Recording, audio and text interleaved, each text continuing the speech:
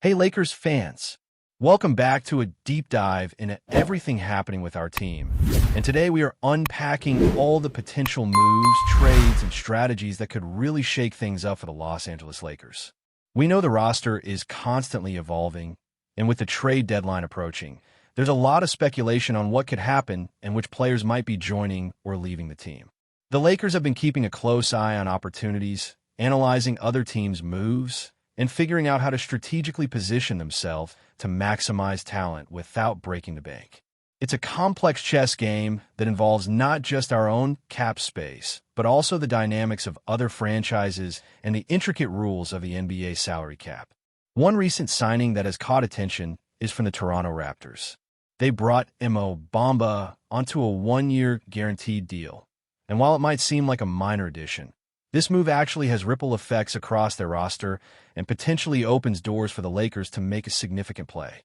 Toronto is now slightly over the apron, just under $500,000 and roughly $2 million into the tax. Historically, the Raptors have not been a tax-heavy team, so it's likely they'll be looking to shed some salary before the trade deadline, creating an opening for a team like the Lakers to step in. Now, the challenge for Los Angeles is that the roster doesn't have a huge amount of flexibility in terms of taking on salary, with only a little over $1 million available. But this is where creativity comes into play.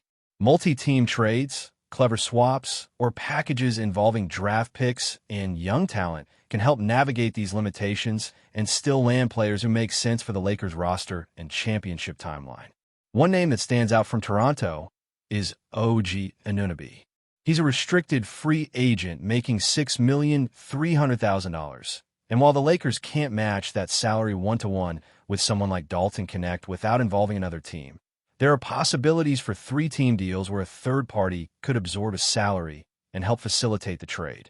The goal here would be to acquire a player who can contribute immediately, particularly someone who offers 3-and-D capabilities and fits within the Lakers' age and timeline for contending. Toronto also has other players who could be intriguing targets. REDICK, for instance, has struggled a bit with three-point shooting, and while he has potential, he may be someone Toronto is willing to move. RJ Barrett is another key piece. He's consistently been a productive wing, providing scoring, playmaking, and solid defense. Barrett is 25 years old, putting him right in the prime window for a team like the Lakers, especially considering their aspirations this season and in the near future. He's averaging around 19 points per game, 5 rebounds, and 4 assists, shooting 50% from the field and 36% from three-point range, which makes him a versatile offensive option while still contributing defensively. He's not at the level of an elite lockdown defender, but he has the athleticism and skill set to make an immediate impact in multiple lineup configurations. Acquiring someone like Barrett could also offer flexibility in rotations, allowing the Lakers to deploy him at the 2 or 3, or even at the 4 in smaller lineups, depending on matchups. Of course, getting Barrett would likely require creative maneuvering, possibly involving sending players like Rui Hachimura or Gabe Vincent to Toronto, or packaging other assets to balance salaries and make a deal feasible.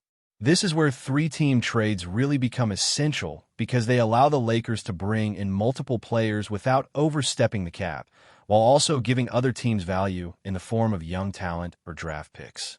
A deal could potentially look like acquiring Barrett alongside someone like Anunoby or even Haywood Highsmith, giving the Lakers a mix of scoring, defense, and versatility.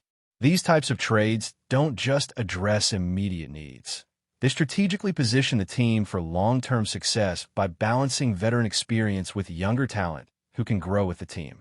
It's also worth noting that the Lakers could explore players like Abaji, another restricted free agent from Toronto, whose skill set aligns with the team's current needs. Abaji is around 25 years old, a solid 3-and-D wing who could slot into the roster and provide depth and versatility. The Lakers' challenge is figuring out how to bring in these players without giving up too much core talent, which requires careful planning and understanding of what other teams might be willing to absorb in terms of salary.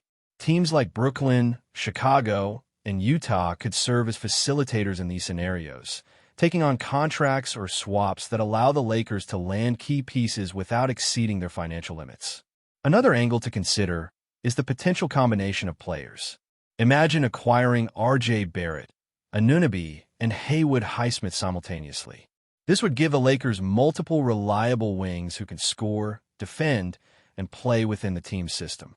The flexibility of having players who can cover multiple positions is crucial in today's NBA, where small ball lineups, switching defenses, and fast-paced offenses demand versatility. Integrating these players would allow the Lakers to deploy lineups tailored to opponents' strengths and weaknesses, giving them a competitive edge in high-stakes matchups. It's also about timing. The Raptors, by signing Mo Bamba, have nudged themselves into a situation where they might have to make decisions regarding contracts and salary commitments sooner rather than later. This creates a window of opportunity for the Lakers, who can step in, evaluate which players would fit the team's style and needs, and explore the possibilities of multi-team trades to secure talent that might otherwise be out of reach. Every move, every negotiation, and every trade discussion must be carefully calculated to ensure that the Lakers remain competitive now, while keeping an eye on the future. Players like R.J. Barrett, Anunoby, and others are not just about filling immediate gaps. They represent strategic investments in the roster's long-term success, providing scoring, defense, and versatility while aligning with the championship timeline. At the end of the day, this is what makes following the Lakers so exciting. The team is constantly evaluating, calculating, and preparing for moves that could redefine the roster. Trades are never simple. They involve multiple layers, from cap space and salary management to player fit, potential development, and long-term planning. The Raptors' recent moves have created opportunities, and now it's up to the Lakers' front office to see how they can creatively navigate this complex landscape to bring in the right players. Whether it's a three-team trade, leveraging young talent, or strategically swapping contracts, the goal is to maximize the team's potential and put together a roster that can compete at the highest level. Continuing with the Lakers' trade and roster discussion, another key aspect to consider is the balancing act between acquiring talent and maintaining roster flexibility. The Lakers have to be careful about taking on contracts that could hinder future moves, while also being aggressive enough to land players who can contribute immediately. This is where creative trade scenarios become essential, particularly those involving multiple teams. By leveraging teams with cap space or those looking to shed salary, the Lakers can acquire players like R.J. Barrett, OG Anunoby, or Haywood Highsmith without overcommitting financially. The key is identifying which teams have assets that align with the Lakers' needs and finding ways to structure deals that benefit all parties involved.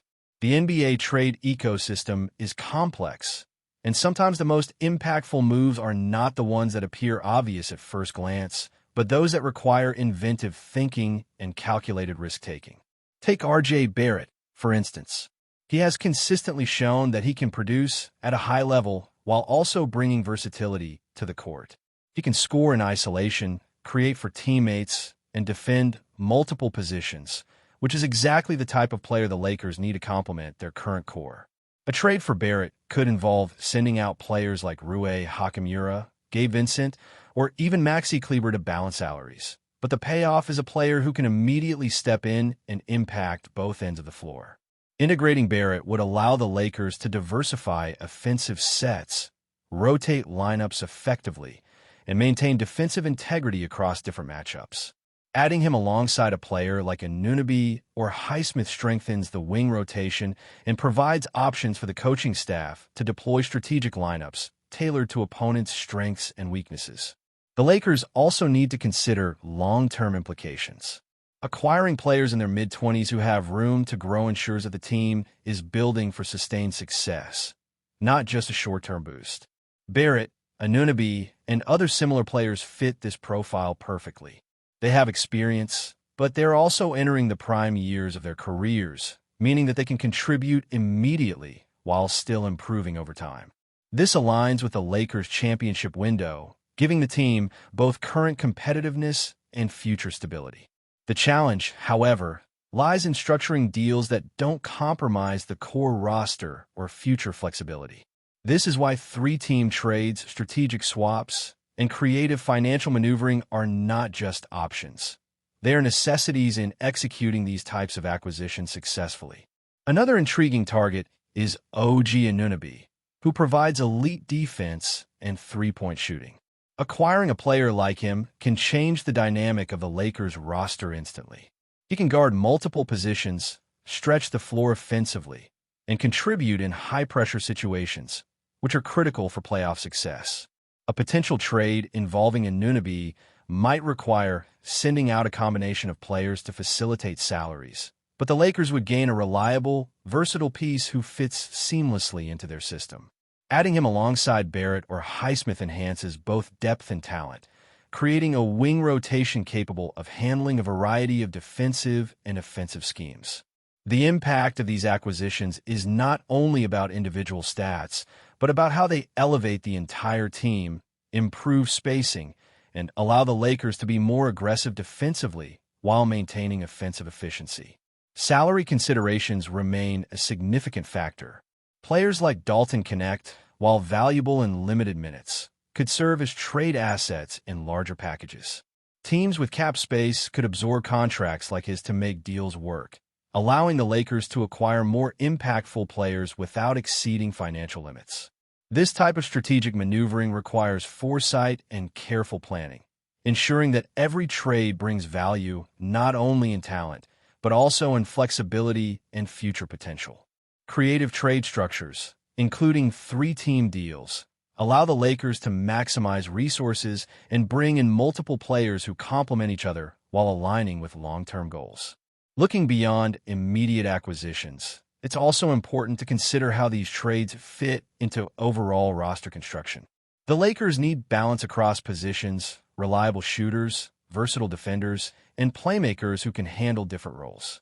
Players like Barrett and Anunoby bring a combination of scoring, defense, and playmaking, which fills critical gaps. Adding Highsmith or other complementary wings increases depth and allows for rotation flexibility, reducing fatigue and injury risk over a long season. This approach ensures that the team remains competitive in every scenario, whether it's a fast-paced game, a half-court battle, or playoff-level intensity. The trade possibilities also highlight the importance of timing and opportunity. With teams like Toronto potentially looking to shed salary, the Lakers have a chance to step in and act decisively. Other teams, including Brooklyn, Chicago, and Utah, could serve as facilitators, absorbing contracts or providing draft assets to make deals feasible. This interconnected network of potential trades requires the Lakers to be proactive, understanding both the immediate and long-term implications of each move.